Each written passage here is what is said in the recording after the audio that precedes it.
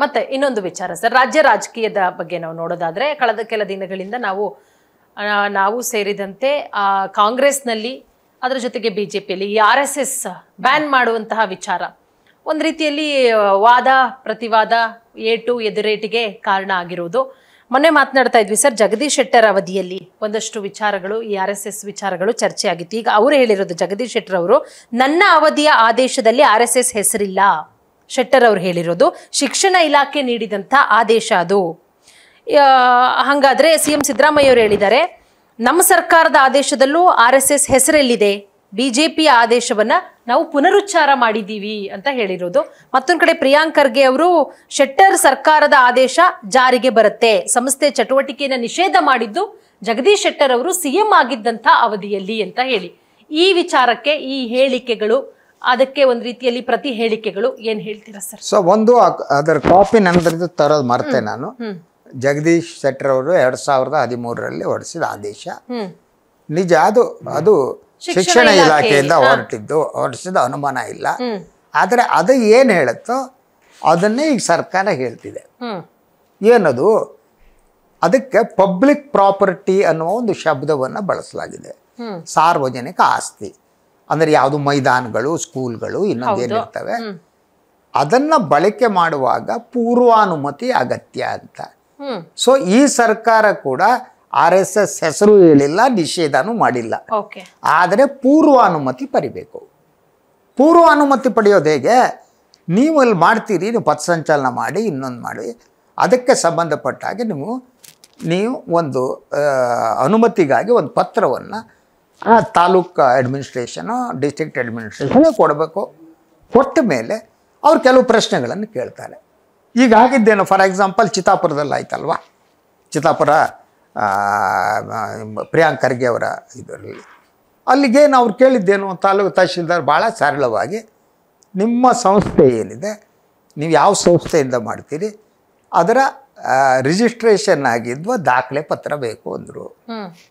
ಅದರಲ್ಲಿ ತಪ್ಪೇನಿದೆ?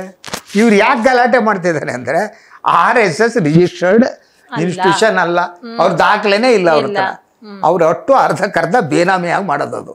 RSS ಒಂದು ಕಡೆ ಇರುತ್ತೆ, ಆದರೆ ಅವರು ಬೇರೆ ಬೇರೆ ಇದೇನು ಟ್ರಸ್ಟ್ಗಳಿವೆ, ಇಂಡಿವಿಜುವಲ್ ಟ್ರಸ್ಟ್ಗಳು, ದುಡ್ಡುಗಳೆಲ್ಲ ಟ್ರಸ್ಟಿಗೆ ಹಾಕೋತಾರೆ. ಅದು ದೊಡ್ಡ ಕತೆ, ಅದನ್ನ ಹೇಳೋಕೆ ಹೋದರೆ. ಸೊ ಆದರೆ ಆ ಕಾರಣಕ್ಕಾಗಿ ನೀವು ಅದನ್ನ ಕೊಡೋಕ್ಕಾಗಲ್ಲ, ನೋಂದಣಿದು ಕೊಡೋಕ್ಕಾಗಲ್ಲ. ಎರಡನೇದು ಪ್ರಶ್ನೆ ಅಂದರೆ, ನೀವು ಪಥಸಂಚಲನ ಮಾಡ್ತೀರಿ, ಫೈನ್ ಮಾಡಿ, ನೋ ಇಶ್ಯೂ. ಆದ್ರೆ ಕೈಯಲ್ಲಿ ಲಾಠಿ ಹಾಕಬೇಕು. ಸೊ ಲಾಠಿ ಅನ್ನೋದು ಕೂಡ ಶಸ್ತ್ರಾಸ್ತ್ರ ತಾನೆ. ಅದು ಕೈಯಲ್ಲಿ ಯಾಕೆ ಹಿಡ್ಕೊಂಡು ಮಾಡ್ತೀರಿ? ನೀವು ರಕ್ಷಣೆ ಮಾಡ್ತೀರಿ ಅಂತ ಅಂದರೆ, ಈಗ ನೀವು ಕೈಯಲ್ಲಿ ಲಾಠಿ ಹಿಡಿದು ನೀವು ಹಿಂದೂಗಳು ಇನ್ನೊಬ್ಬರು ರಕ್ಷಣೆ ಮಾಡ್ತೀನಿ ಅಂತ ಹೊರಟ್ರೆ, ಅಂದರೆ ಈ ದೇಶದ ಆಂತರಿಕ ಭದ್ರತೆ ಮಾಡೋದಕ್ಕೆ ಬೇರೆ ವ್ಯವಸ್ಥೆ ಇಲ್ವೋ ರಕ್ಷಣೆ ಮಾಡೋದಕ್ಕೆ? ಪೊಲೀಸು, ಪ್ಯಾರಾಮಿಲಿಟ್ರಿ ಪೊಲೀಸು ಅವ್ರು ಯಾಕಿರೋದು? ಅವ್ರ ಕೆಲಸ ನೀವು ಮಾಡ್ತೀರಿ ಅಂದ್ರೆ ಅವ್ರು ಯಾಕೆ ಇಡ್ತೀರಿ? ಈಗ ನಿಮ್ಮದೇ ಸರ್ಕಾರ ಇದೆ, ಇದು RSS ಸರ್ಕಾರ, ಬೇರೆಯವ್ರ ಸರ್ಕಾರ ಇದು. BJP ಅಂದರೆ ಮೋದಿಜಿ ಅಂದರೆ RSS ಮ್ಯಾನ್ ಕಾರ್ಯಕರ್ತ ಆಗಿದ್ದವರು. ಈ ಸರ್ಕಾರ ಇರಬೇಕಾದ್ರೆ ಈ ಸರ್ಕಾರದ ಪೊಲೀಸರು ವಿಫಲರಾಗಿದ್ದಾರೆ ಅಂತಂತಾರೆ. ಇವರು ಯಾಕೆ ಲಾಠಿ ತಿರ್ಸ್ತಾರೆ? ಲಾಠಿ ತಿರ್ಸುವುದು ಯಾರ ಬೆದರಿಕೆಗೆ ಒಡ್ಡೋದಕ್ಕೆ ಅಲ್ವಾ? So that is the question. ಅದ್ರ ಜೊತೆಗೆ ಈಗಿನ ಸರ್ಕಾರಿ ಆದೇಶದಲ್ಲೂ ಕೂಡ ಎಲ್ಲೂ RSS ಹೆಸರಿಲ್ಲ. ಜಗದೀಶ್ ಶೆಟ್ಟರ್ ಮುಖ್ಯಮಂತ್ರಿ ಆದಾಗಲೂ ಹೆಸರಿರಲಿಲ್ಲ, ಡಿಫ್ರೆಂಟ್. ಹೆಸರಿಲ್ಲ ಅನ್ನೋದೇ ಮುಖ್ಯ ಅಲ್ಲ. ಅಲ್ಲಿ ಒಂದು ಶಿಸ್ತು ಬರಬೇಕು ಅನ್ನೋದಲ್ವಾ? ನೀವು ಬ್ಯಾನ್ ಅಲ್ಲ, ಇದು ನಿಷೇಧ ಅಲ್ಲ, ಒಪ್ಪಿಗೆ ಪಡಿಬೇಕು. ಜಗತ್ತಿನಲ್ಲಿ ಏನಕ್ಕಿದ್ರೂ ಒಪ್ಪಿಗೆ ಪಡಿಬೇಕು ಕಣ್ರಿ. ನೀವೊಂದು ಎಲ್ಲ ಒಂದು ನಾಟಕ ಮಾಡ್ತೀರಿ ಅಂದ್ರೆ ಅನುಮತಿ ಪಡಿಬೇಕು. ನಮ್ಮಲ್ಲಿ ಯಕ್ಷಗಾನ ಮಾಡ್ತಾರೆ, ಅದಕ್ಕೆ ಅನುಮತಿ ಪಡಿಬೇಕು. ಒಂದು ಫಂಕ್ಷನ್ ಮಾಡ್ತೀರಿ, ಅನುಮತಿ ಪಡಬೇಕು. ಸೊ ಅದ್ರ ಜೊತೆಗೆ ಅವ್ರು ಕೇಳೋದೇನು, ಇಷ್ಟು ಜನನ ಮೇಲೆ ಸೇರಿಸಿದ್ರೆ ಅದಕ್ಕೆ ಅನುಮತಿ ಪಡ್ಕೊಳ್ಳೇಬೇಕು.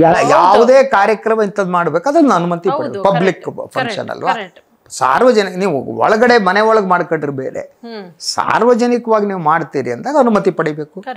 ಅದಕ್ಕೆ ಯಾಕೆ ವಿರೋಧ ಮಾಡಬೇಕು? ಅದ್ರ ಜೊತೆಗೆ ಅವ್ರಿಗೆ ಕೇಳೋದೇನು, ನೀವು ಈ ರೀತಿ ಇಷ್ಟು ದೊಡ್ಡ ಪ್ರಮಾಣದಲ್ಲಿ ಮಾಡ್ತೀರಿ ಅಂತಾದರೆ ಕಾನೂನು ಸುವ್ಯವಸ್ಥೆಯನ್ನು ಕಾಪಾಡೋದು ಹೇಗೆ, ಅದಕ್ಕೆ ಜವಾಬ್ದಾರಿ ಯಾರು, ನೀವು ಹೊರ್ತೀರ ಅಂತ ಪ್ರಶ್ನೆ ಕೇಳ್ಬೋದು. ಯಾಕಂದ್ರೆ ಈ ಗಲಾಟೆ ಆಗುವ ಚಾನ್ಸಸ್ ಜಾಸ್ತಿ ಇರುತ್ತೆ. ಸೊ ಇದನ್ನು ರಾಜಕೀಕರಣಗೊಳಿಸಬೇಕಾದ ಅಗತ್ಯ ಇಲ್ಲ. ಆದರೆ ಇದನ್ನು RSS ಅನ್ನು ನಿಯಂತ್ರಿಸುವುದಕ್ಕಾಗಿ ಈ ಆದೇಶವನ್ನು ಹೊರಡಿಸಿದ್ದಾರೆ ಅಂದರೆ ಹೌದು ಅಂತೀನಿ. ಈಗ ಮಾತ್ರ ಅಲ್ಲ. ಹಾಗಿದ್ರೆ ಜಗದೀಶ್ ಶೆಟ್ಟರ್ ಯಾಕೆ ಮಾಡಿದ್ರು ಅದನ್ನ ಅವಾಗ? ಯಾಕೆ ಮಾಡಿದ್ರು? ಸ್ಕೂಲ್ಗಳಲ್ಲಿ, ಕಾಲೇಜ್ಗಳಲ್ಲಿ, ಮೈದಾನಗಳಲ್ಲಿ ಮಾಡಬೇಕಾದ್ರೆ ಅದನ್ನು ಅವಾಗ RSS ನಿಯಂತ್ರಣಕ್ಕೆ ಅಂತ ಹೇಳಬೇಕಾಗತ್ತಲ್ವಾ? ಅವ್ರಿಗೊಂದು ನ್ಯಾಯ, ಇವ್ರಿಗೊಂದು ನ್ಯಾಯನ ಅಲ್ಲ ಅಲ್ವಾ? ಸೊ ಆದ್ದರಿಂದ ನೀವು ಒಂದು ಡೆಮೊಕ್ರೆಟಿಕ್ ಕಂಟ್ರಿಯಲ್ಲಿ ನೀವು ಭಾಳ ಸ್ಪಷ್ಟವಾಗಿ ಕೆಲವೊಂದು ನೀತಿ ನಿರೂಪಣೆಗಳನ್ನ ಮಾಡಬೇಕಾಗತ್ತೆ. ಹೌದು, ಅದನ್ನ ಡಿನೈ ಮಾಡೋಕ್ಕಾಗಲ್ಲ. ಅಥವಾ ನೀವು ರಾಜಕೀಯ ಬಳಸ್ಕೊಂಡು ಭಾಷಣ ಮಾಡ್ಕೊಂಡು, no, that is not the thing. But RSS ಅವ್ರು ಪಥಸಂಚ ಮಾಡೋದು ಎಲ್ಲಿ ಅಂತ ಕೇಳಬೇಕು. ಎಲ್ಲ ಮಸೀದಿ ಎದುರು ಹೋಗ್ತಾರೆ, ಯಾರೋ ಕಲ್ಲು ಹೊಡಿತಾರೆ, ಅವರೇ ಹೊಡಿಬೇಕು ಅಂತಿಲ್ಲ. Then who is going to be ಇದು ಬ್ಲೇಮ್? ಯಾರನ್ನು ಬ್ಲೇಮ್ ಮಾಡಬೇಕು ಅದಕ್ಕೆ? ಸೊ ಸರ್ಕಾರ ಅಲ್ವಾ? ಸೊ ಸರ್ಕಾರ ಇದನ್ನು ಮಾಡ್ತಾನೆ ಇರುತ್ತೆ. ಆದರೆ ಜಗದೀಶ್ ಶೆಟ್ಟರ್ ಈಗ ನಾನು ಅದಕ್ಕೆ ಮಾಡಿದ್ರೆ ಮೂರ್ಖತನ. ಅದು ಅವರಿದ್ದಾಗಲೂ ಮಾಡಿದ್ದಾರೆ, ಈಗಲೂ ಆಗುತ್ತೆ. ಅದು politically more you see that ಒಂಥರ ಪೊಲಿಟಿಕಲ್ ಇಶ್ಯೂ ಆಗೂ ಪರಿವರ್ತನೆ ಆಗಿರ್ಬೋದು. I don't say no. ಆದರೆ ಈ ಪ್ರಿಯಾಂಕರಿಗೆ ಬರೆದ 2 ಪತ್ರಗಳು ಭಾಳ ಸ್ಪಷ್ಟವಾಗಿದೆ. Everything is clear. What is wrong with that? ಖಂಡಿತ ಸರ್, ನೋಡೋಣ ಸರ್ ಏನಾಗಬಹುದು ಅಂತ ಹೇಳಿ. Yes, thank you so much. Thank you.